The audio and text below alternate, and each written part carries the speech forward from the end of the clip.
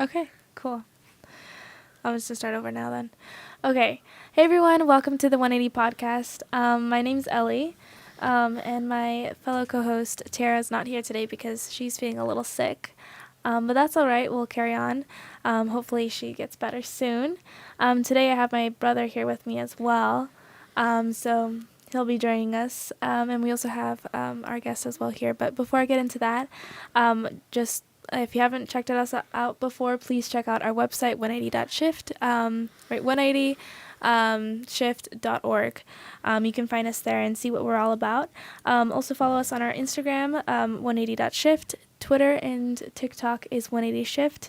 Facebook, Tara, letter N, and then Ellie. If you're on YouTube, you don't have to worry about this, but it's Shift 180 there. And so check us out on all those platforms. Follow us. Get your family to follow us there. Now, Timmy, guess what? What? We actually got over 31,000 followers now. We finally broke over 30,000. Woo! On TikTok. So that's really fun. That's really cool. So we're really excited about that. So thank you so much for your support, and make sure your friends and family follow us also on Instagram, because there we're about 7,500 followers there. So bump us up to 8,000 soon. So that'll be really cool. But yeah, I was kind of thinking today. I was doing a temporary job. So I'm now working, and I usually just do like things on the side, but I finally got contracted for a job. And I was thinking about, I was excited about how much money I was going to earn just for a month. But then I was talking to my parents, and I was like, wait, we don't actually earn all that money. We have taxes. And I was really disappointed. I was like, wait, I thought I was going to earn this much. But no, it's really sad. I mean, that's what happens when Gen Z starts to realize that once you work, and then you realize taxes come in the way. Doesn't that suck, Timothy? Yes. Yeah, and he's Gen A. He's too young to start working. He's 10. So that still awaits you. But we have our returning guest, David Hernandez is here. Just do a quick introduction, although I'm sure everybody knows who you are by now. Well, and it's a pleasure, and it's exciting. And watching, from the beginning, the 180 shift, and and here you are, over 31,000 on TikTok, and then on Instagram, and all of your ability to use the social media platforms that weren't around, when I was growing up. I remember when Facebook first came out. And the LA Times interviewed me, and they wanted, because I was running for some office, and they wanted to know what if I used Facebook in my campaign. And I said, last month I didn't know what Facebook was, but now I have 500 followers. Mm-hmm. And it's like, wow. I mean, it has revolutionized the ability to get the message out. It has, yeah. And I think that's really important, because for the longest time, we relied on maybe the newspapers, radio, television. You're too young to remember, but we used to have to get up and change the channel on the TV because remotes hadn't been invented yet, and we were very limited in the things that we could watch.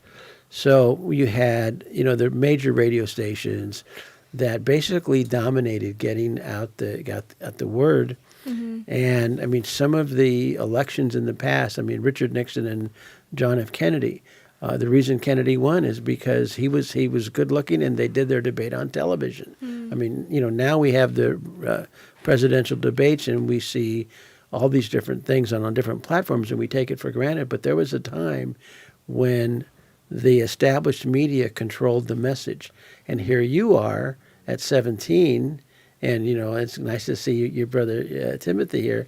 But here you are at 17, and you are reaching so many thousands and thousands of people that would be normally restricted to just a certain form of media.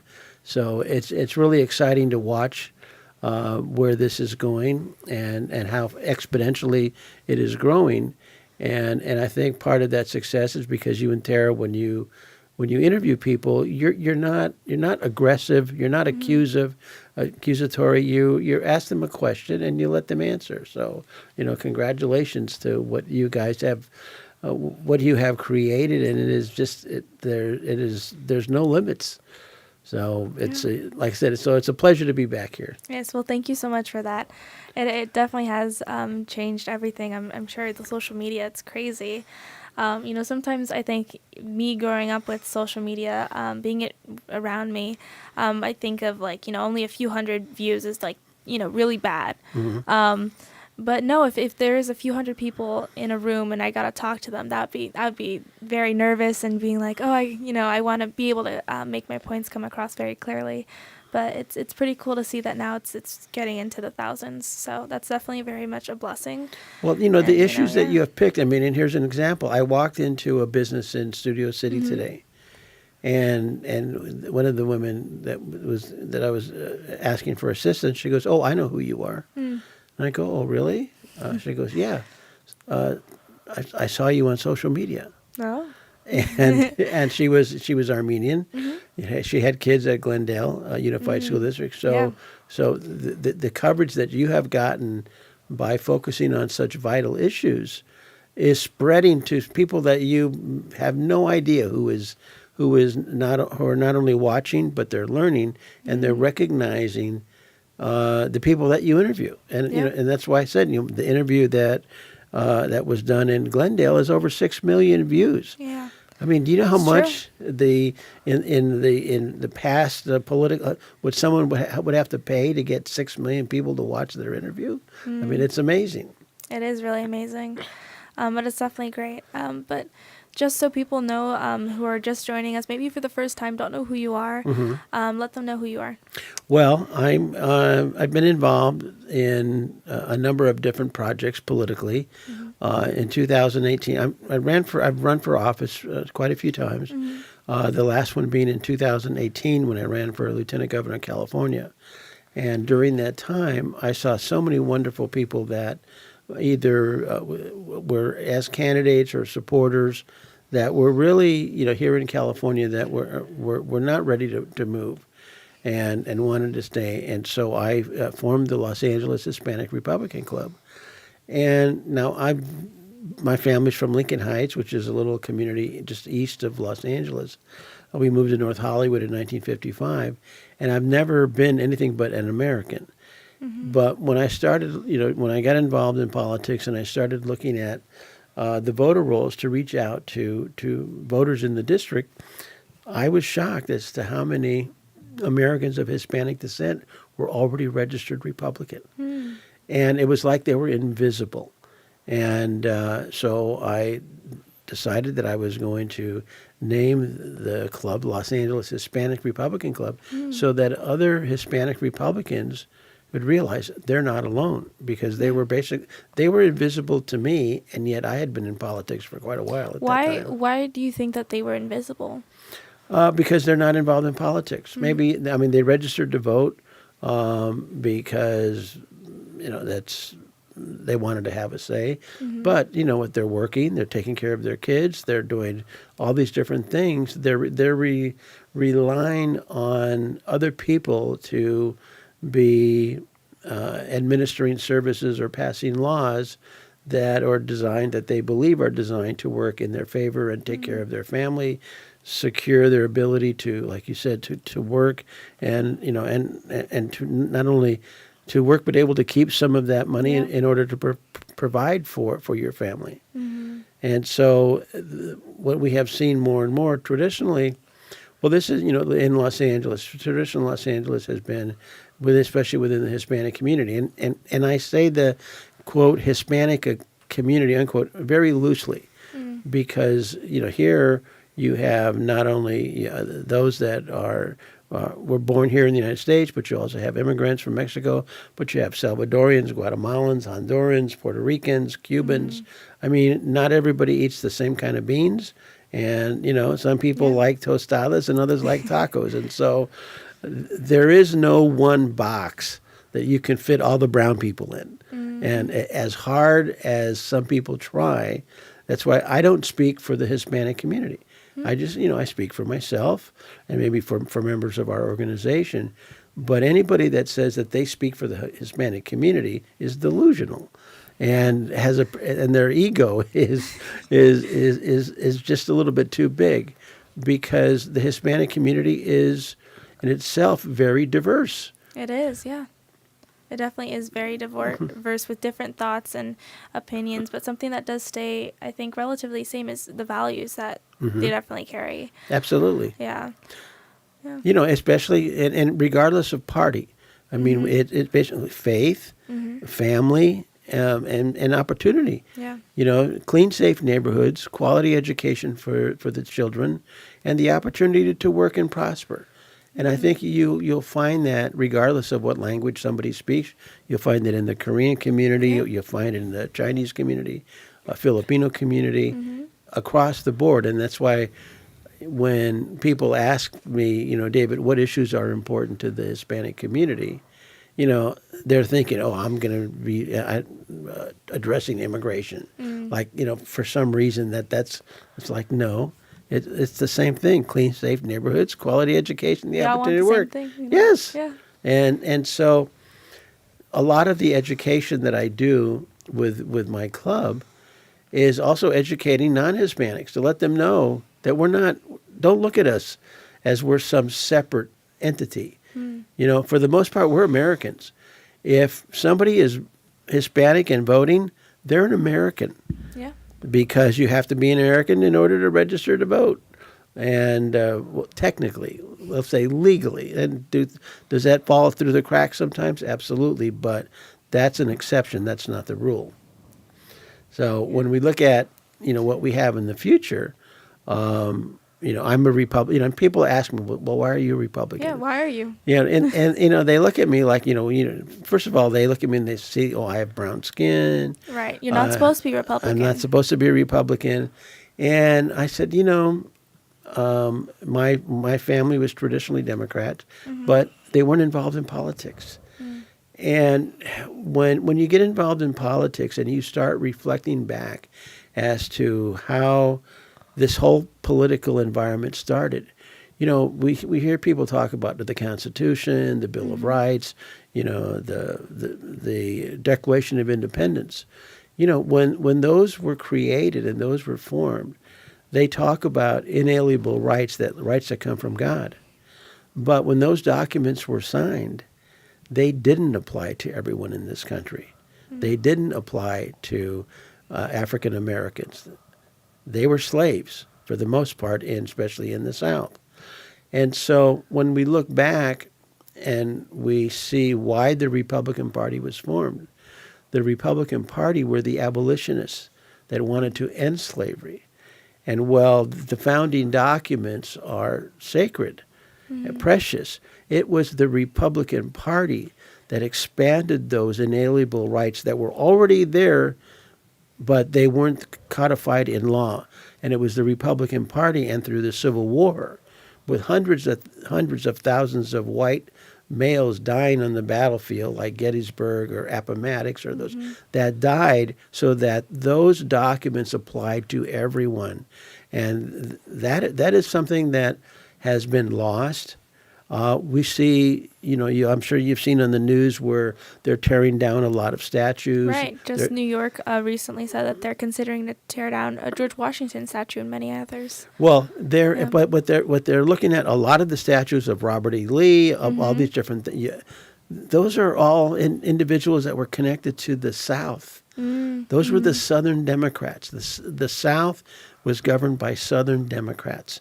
Yeah. And I don't know if you've seen this movie, but if you really want to be educated on what I'm speaking about, and I was very surprised, Steven Spielberg did a movie called Lincoln. Yeah. And you look at that movie, and it shows how the Republicans took those founding documents and fought so hard against the Democrats to include African Americans as free Americans. And from that, Abraham Lincoln was murdered. You had a civil war that was fought. And so when you start, and that's just the beginning, because even after they passed the 14th Amendment and that ended slavery, women couldn't vote. And when you look at it's called the suffragette movement, is that one of the first women that was arrested for voting was Susan B. Anthony. Yes. And yeah. she was arrested for voting for a Republican. And so there we have, human rights. We have women's rights. I mean, the Republicans were like the original feminists. And then when you have the civil rights movement, the civil rights movement wasn't just passed by Democrats. If it was just Democrats, it would have never passed. It took, it took Republicans that voted for the civil rights movement in order for that to pass. And so we look at the history of the Republican Party and their willingness to challenge established law. I mean, you had the Supreme Court in Dred Scott. You had where after the war they said, okay, that certain states, could have slavery. And the Supreme Court upheld that, but they fought that, and that was set aside. After the 14th Amendment, you had a lot of African Americans that were lynched in the South. And how were they supposed to protect themselves from the mobs that were going and lynching them? With guns. Guns, yeah. And so the Second Amendment of the Constitution, you hear a lot of interpretations today Yes. about, it shouldn't apply to the individual, it should just apply to a well-regulated militia. Tell that to the African Americans that were able to save their families because they used guns against the KKK, which were going there and burning and looting and lynching. And the KKK, those weren't Republicans. Those were Democrats. And so I'm not placing all Democrats in that position, but because we're talking today, and this is something that's going to impact you, is we're talking about paying reparations for slavery. Yeah. And there's no division between which white people pay or don't pay. Basically, it's everyone pays. And then for reparations. So if we're talking about reparations for something that happened so long ago, then it's good to remember exactly what happened so long ago and who did it. So I'm all for reparations. If you're a registered Democrat, it's time to atone, and you need to pay 10% of your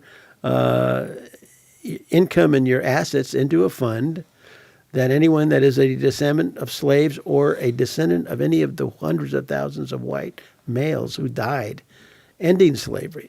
And so it's an exciting time to be alive. I know you're 17. Yes. There's so much that going on. Now, the Republican Party in California, California wasn't a slave state. Yet No. Here we are. We're the ones talking about reparations. We do definitely lead a lot of those conversations. Now, I kind of want to know, has the parties, both of those parties, changed over time? Because we often hear that now Democrats are the ones that are really supporting or leading the charge for women's rights now today, and for minorities and standing up for the minorities. So have the parties really changed? Well, I would say yes, and with a couple of just prime examples. Planned Parenthood. Planned Parenthood was started by Margaret Sanger, who was a racist. And the reason she started it so that they could limit the growth of the black population. Here we are today.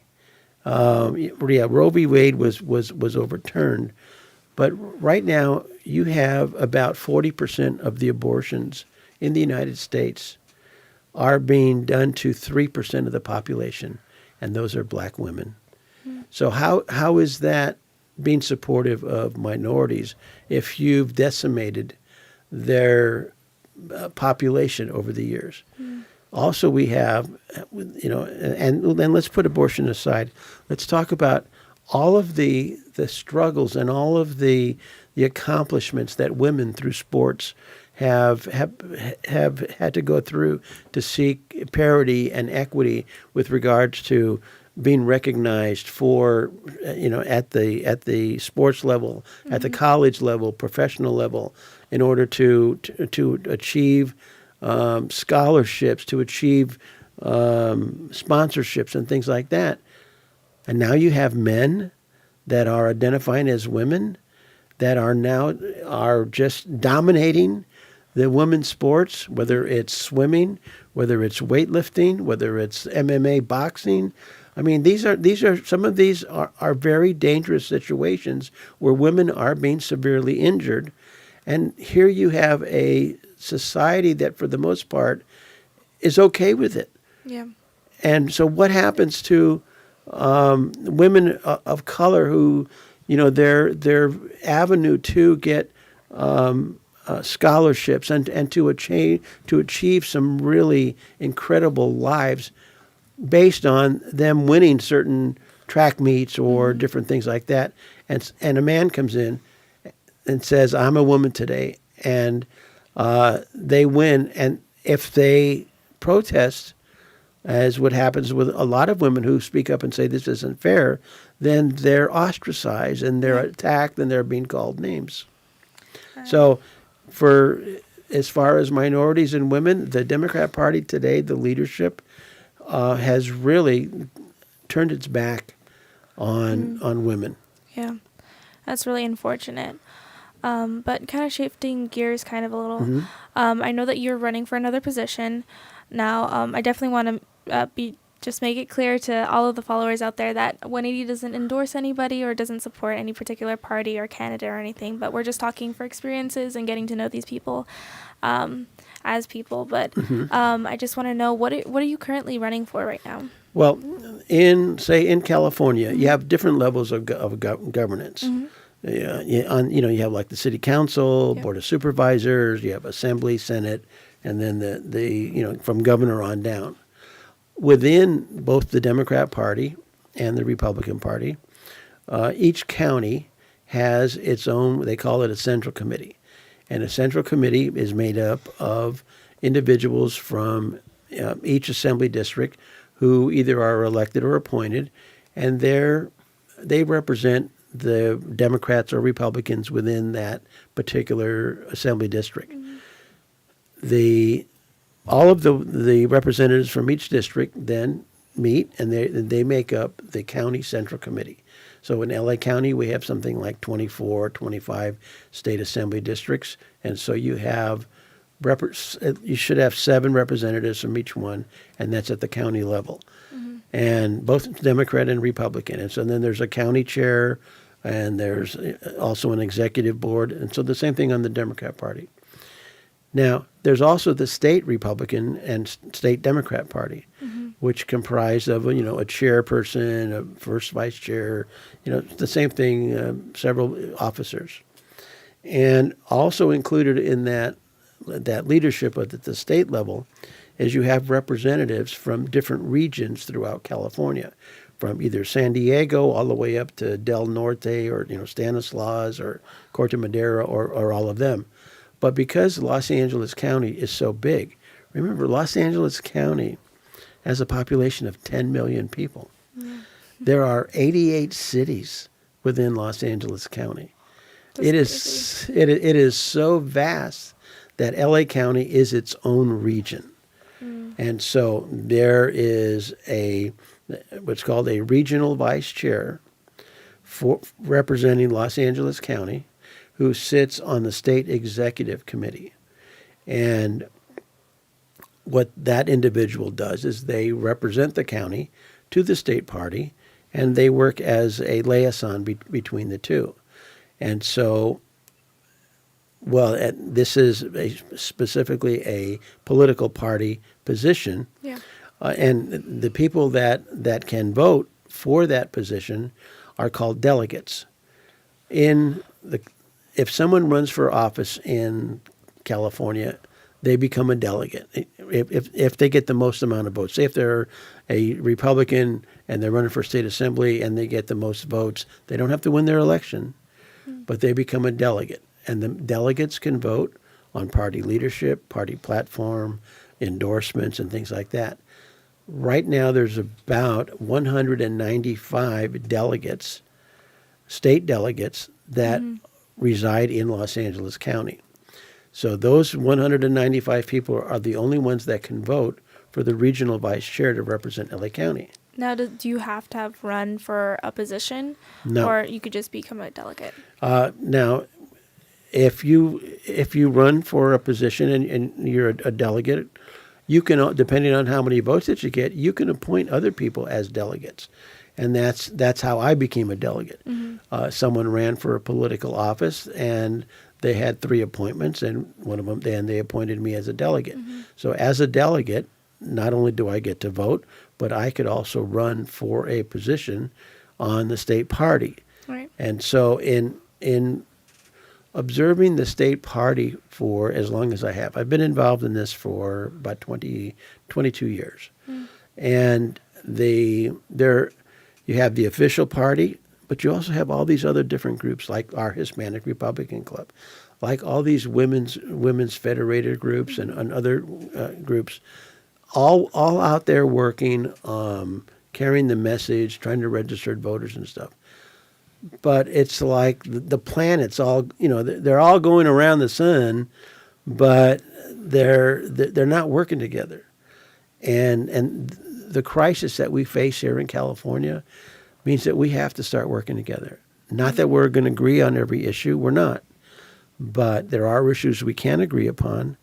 And the bills coming out of Sacramento and the state of California, I mean, we have hundreds of people fleeing the state every day. I mean, it's really hard. It's hard to fathom that daily you have hundreds of people fleeing California for a number of reasons. And so I decided to run for the regional chair to represent Los Angeles County at the state party level in order to be a bridge between all these different organizations that, for the most part, many of them have a lot of animosity toward each other that is really unfounded. Although I have to say that because they're volunteer positions, these people are putting in their time for most of these organizations, that even though one may not agree with them, you have an obligation to teach them with respect and take in consideration and listen to their position and why they have that position. And many people feel that they have not been treated with respect or fairly, and so they end up either not voting, they drop out, they give up. And what we have seen, and in many of your interviews that you've done, you see how dire the situation here is in California. And so we can no longer afford to have these petty, and I'll take it back. It's not necessarily petty, because there are some very issues that people disagree upon. But the reality is that no matter how much we disagree, the alternative is going to be far worse. Yeah. Now, how is this gonna, affect, let's say, my generation going forward? Maybe inheriting the parties as they go in to politics. Well, I mean, and here is a good example. You observed how a particular meeting was conducted. Yes. And it was like watching your parents argue. And it's a little uncomfortable. Yeah. And so by us continuing on the trajectory that we are, it's going to disenfranchise young people from getting involved in politics. Yeah. By stepping forward and saying, you know what, we need to come together, not on everything that we agree upon, but at least on the things that we agree upon. Because what is happening more and more, these bills that are coming out of Sacramento are going to impact your life directly. Yeah. Whether it's your inability to reach the middle class, to buy a home. I mean, we all agree the housing is too expensive. We all agree the taxes are too high. I mean, I paid over $6 a gallon for gasoline today. So that's going to, everything that happens in this state is going to impact. Well, you're 17, you're going to be driving pretty soon, right? Yes. Okay, well, and you start driving, and all of a sudden you have to start putting gas in the car. And if you're going to go out and all of a sudden, everything starts, impacting you. And so we need to work together in order to at least slow it down Yeah. and to bring a sense of to the table that says what are the unintended consequences of a particular policy or a particular bill. Yeah. And I'll be honest, when I did go to the meeting, my brother even joined me too. Mm-hmm. I don't know if you were paying attention much or if he went outside of the room, but I don't blame him. being there is crazy because when you're at those meetings, you're just like, why is everybody fighting? Why can't we just get, they never finish on time. No. Which is like frustrating too, but like it's like they're like cats and dogs trying to just argue on one certain thing, and they're not making any progress in anything. And it's just like, well, do I really want to be here right now wasting my time with these people just arguing over something that's sometimes really dumb sometimes. But Well, no, and like, that is the danger. Now just multiply that by the hundreds of thousands of people that observe that. It's, now we started off by talking about social media. yes. So all of a sudden that type of behavior doesn't stay in that room. It is out there on social media. And whether it's people posting about what they saw, whether it's video, whatever it is, that type of discourse or behavior is exactly what I was talking about as to why that I'm running for this position, because we cannot afford to continue to do that. Well, bills are coming on, that are on the governor's desk that'll take away parental rights, that will take away, that will, prey on children that, maybe just 2 years older than Timothy. Yeah. Timothy's 10. Yeah. Can you imagine in 2 years Timothy can that's something that's crazy to me. Yeah, what they're saying is that Timothy can make a decision to say, I don't want to go home. I want to be affirmed. I want to be a girl. I want to start taking hormone blockers, and my parents can't do a thing about it. That's the reality of where we are today, because that bill is on the governor's desk, and he's going to sign it. And so we have an obligation to not only our children, but to our children's children, is that if a parent is to protect their children, they need to get involved. And, thank God we've seen so much with the parents, say, like from Sataquay Street Elementary or from Glendale or from, all these different school districts where the parents are stepping up and saying, no, wait a minute, these are our kids. You can't, exclude me from knowing whether or not they're suicidal or that they want to change their gender or stuff like that. I mean, it is that bad, and those are the reasons why I'm running, so that we can get united to fight it. Yeah, that's great. Well, yeah, thank you for sharing all that. I think we can also talk about, I just want to get maybe your thoughts on what was happening. I'm pretty sure you've heard of, the news has been filled with the LA, what was it, deputy? Yeah, the sheriff's deputy. Being ambushed. I know that he was also, I believe 4 days ago, he had been, barely got engaged. So it's a really tragic story what happened there. I mean, his life was lost, but how does that impact everyone? Well, let's look at the environment for the past couple of years. Ever since Floyd, the anti-police rhetoric that different groups have seized upon, and that the defunding of the police here in Los Angeles, the defunding of the police. Right. I mean, I was in a meeting with the mayor and a number of pastors, and this is where the whole defunding of the police in Los Angeles came up. And the pastors were saying, well, we have all these programs that need funding, and we see that you're increasing the police department's budget. Why not decrease it by 10% and give us the money and for their programs? Now, I'm sure they believe that those programs were wonderful, and they may be. But that night, the mayor, back then it was Eric Garcetti, came out and said, we're cutting the police budget, to appease people that were not supportive of police. And so then you had a constant barrage from police are murderers, police are just another gang.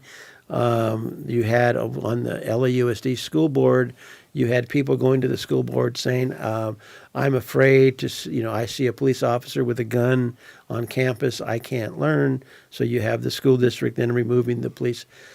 So for the past couple of years, there have been a constant barrage of anti-police rhetoric, especially on social media. Yeah.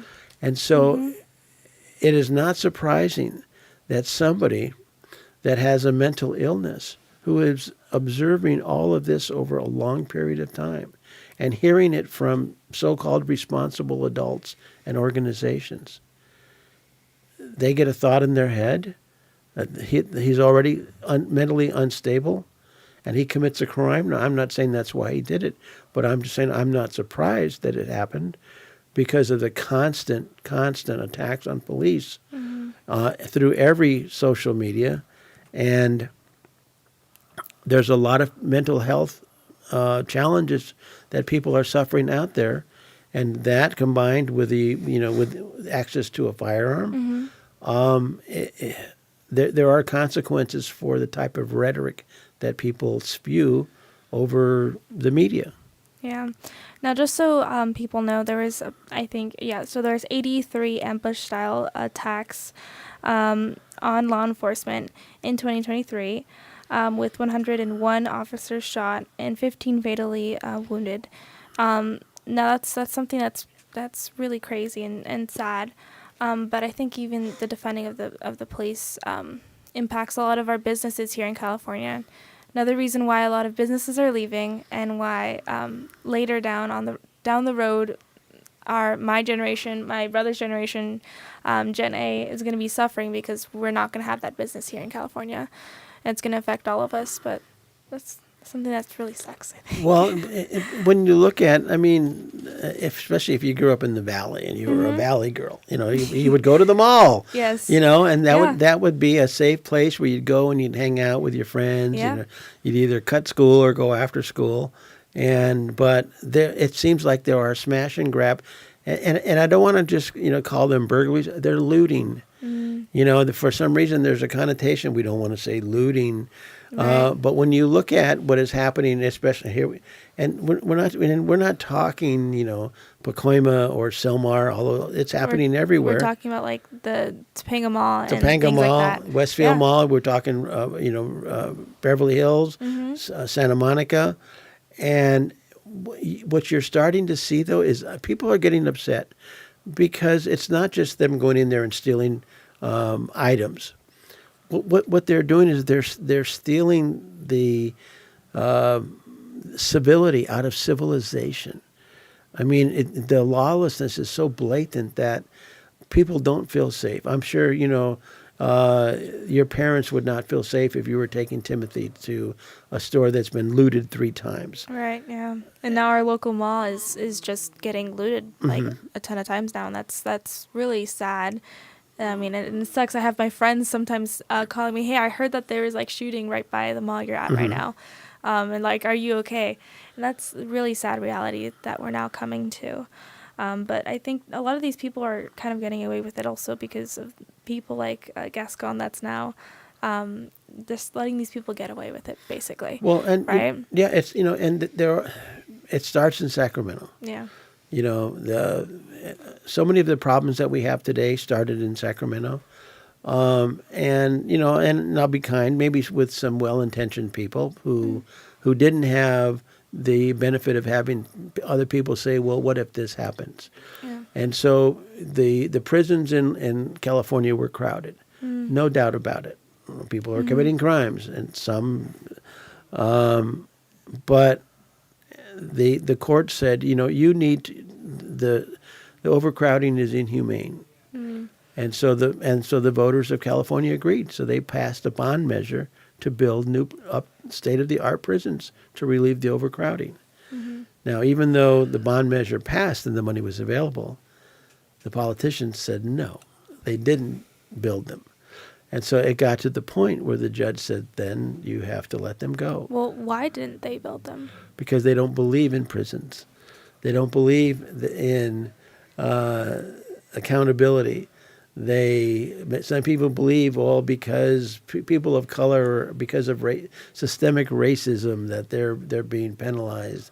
And when in reality, a lot of the crimes that are done by people of color are done in communities of color. So those are the victims as well.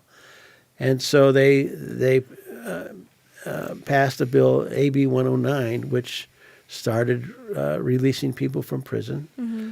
And then Gascon was instrumental in drafting a bill called Prop 47, called the Safer Neighborhoods and clean schools and safer neighborhoods. Who wouldn't want that? It sounds really nice. Sounds really nice, but what it did was it lowered the threshold of what was a felony. It made it a misdemeanor. And so, if you were, say, to steal $500, that would have been a felony. So what they did was they wanted to keep people from going to prison, and so they raised it to $950 you have to steal in order to be a felony. So here you have a state prison filled with thousands of criminals that were convicted of committing felonies. When Prop 47 went into effect, they made it retroactive. So everyone that was in prison for committing a felony and who had been convicted was then released. That's crazy. Because it was now a misdemeanor. Where do you think all of the homeless came from? Why do you think the homeless population exploded? Because you let 25,000 criminals out of state prison with no place to live, no job. You raised the bar from to be a felony, which meant they could steal every single day, and it only counted as one crime. I saw an article where someone had stolen 100 bicycles, and yet they charged him with 100 crimes, not one. So they were all under $950. So it was a misdemeanor. Wow. Okay. Wow. And so then you have Prop 57, which was designed to keep people from violating their probation or their parole. And so, before, if you violated your probation or parole, you go back to prison. Prop 57 eliminated that. And so you have people that commit crimes. They know that as long as you stay within a certain amount, doesn't make any times how many times you commit the crime, you stay in a certain amount, and it's just a misdemeanor. And in a misdemeanor, they're going to write you a ticket. For the most of the part, they're not going to arrest you. And so here we have a society that hasn't learned. The County Board of Supervisors here in L.A. wants to close the county jail. Well, where are those people going to go? Yeah, that's all crazy stuff. But are there any, solutions to that? I mean, we hear all the problems. How can people, fix that in the future? Well, it starts with becoming aware of the problem, and that these problems, they just didn't happen. They were created, and I'll say even by some well-meaning individuals that didn't think it through. You have Democrats and Republicans that are working to try and reform Prop 47. You have Democrats that are running for county supervisors that want to go ahead and build a state-of-the-art jail to deal with a lot of the mental problems and the crimes that come up. So you do it by doing what you're doing, by getting the information out there and letting people know that if you get involved in the process and you listen to a particular person running for whatever office, don't just be swayed by their party affiliation.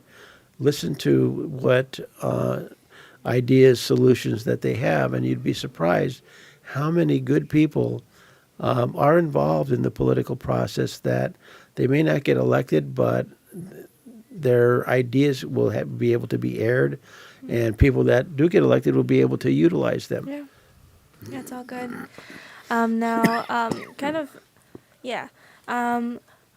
Do you have any advice? So let's say the generation, like my generation, Gen Z, or even my brother's generation.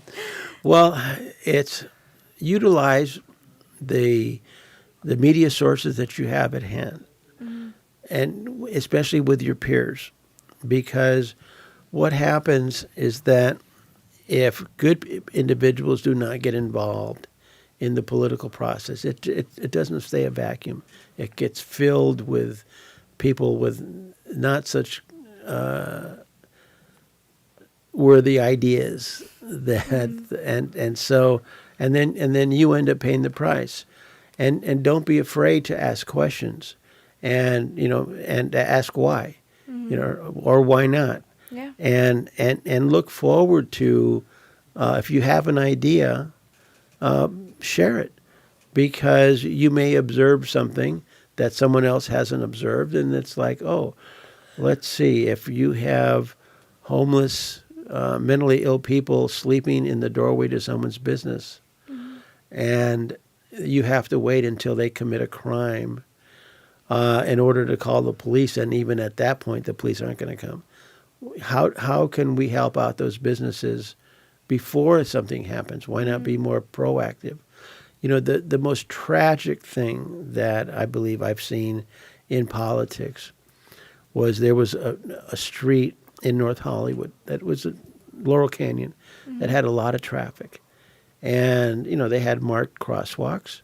And it was right across from one of these, major shopping centers on one side and a residential neighborhood on the other side. And so people were children were going to be naturally crossing that street. Regardless of how many times people, wanted, lighted crosswalks or a traffic signal, it wasn't a priority for the city. And it wasn't until a 6-year-old girl was run over and killed crossing that street did they finally go ahead and put a traffic light there. Wow. Why is it that we have to wait until there is a tragedy? Happens. Yeah. And so when you see something, because you're aware of of your going on, of what's your environment and what's going around, speak up and say, hey, call up your city council office and say, hey, my name's Ellie, I'm 17 years old, and this is what I'm observing over here on my street. Yeah. To be proactive, own your street, own your community, and don't be intimidated by your age, because just because somebody is older doesn't mean that they know more than you, or they just may not be aware of the problem. Yeah, that's very good. I think that's really good advice, actually, just being proactive and when you're seeing those things. But I kind of want to switch over. Timothy, you have any questions for David? No. No, that's okay. That's all right. Actually, I think I want to ask you some questions. What? You want me to ask you some questions? Yes. Yeah, okay. He's been waiting for his time to shine. But for those of you who don't know, so he's my brother. I'm the oldest of 5 children, and he's the second to youngest child, and he's the only boy. But I kind of want to get your take on, you've been homeschooled all your life. Yes. How's that? Good and fun. It's fun, yeah. How is it with your friends? Your friends come from private schools, public schools. Some of them are homeschooled. How is that? How do you socialize? Because a lot of people don't think you guys socialize. Homeschoolers don't socialize. I don't know. You don't know how you socialize? I'll give you a hint. Church? Yeah. See, a lot of people think that homeschoolers don't socialize when they go outside. But you have friends, don't you? Yeah, you have friends. You do activities. What activities do you do?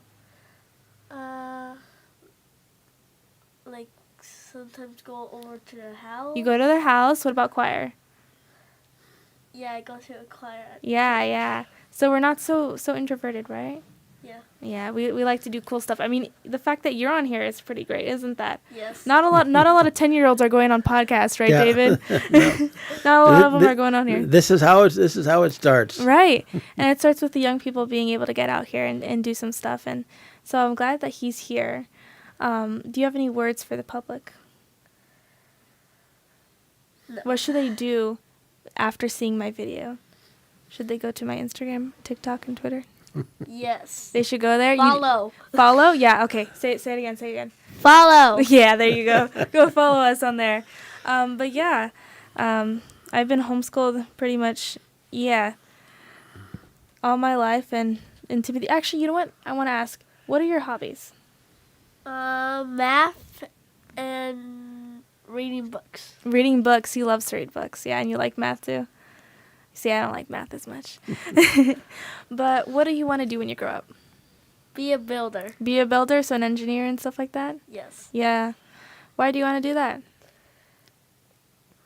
So I can build stuff. So you can build stuff. You want to be building cool stuff, right? Yeah. What do you want to build? Towers. Towers? Okay, yeah. So he wants to be a cool builder. I see that. Okay, cool. Well, that's wonderful. How, let me see. I think. What are some good questions to ask him, David? What's your favorite color? Yeah, favorite color. That's an easy one. Actually, my favorite color is navy blue. Navy look blue. at Look at that. I mean, I can probably tell by your glasses, though. Is that where you chose your glasses? Yes. Yeah, you like them. Yeah.